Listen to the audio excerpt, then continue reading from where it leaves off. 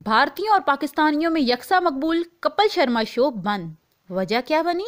इंतहाई अफसोसनाक खबर आ गई। वीडियो देखने से पहले अगर आपने हमारा चैनल सब्सक्राइब नहीं किया तो अभी सब्सक्राइब करें और बेल आइकॉन पर क्लिक करें। कोरोना वायरस के बायस सोनी टीवी इंतजामिया ने कपिल शर्मा शो को बंद करने का फैसला किया है। मशहूर comedy show Kapil Sharma show को न सिर्फ भारत बल्कि पाकिस्तान में भी बेहद पसंद किया जाता है। पाकिस्तानी कॉमेडियन नसीम विक्की भी शो का हिस्सा रह चुके हैं। कपिल शर्मा शो सिर्फ आवाम ही नहीं बल्कि भारतीय अदाकारों को भी बेहद पसंद है।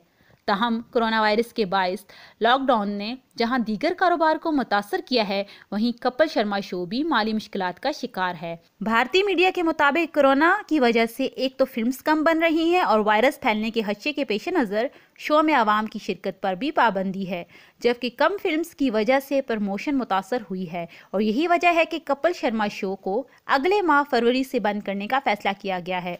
शो की टीम के मुताबिक जब हालात नॉर्मल होंगे तो कपिल शर्मा शो एक बार फिर से शुरू किया जाएगा।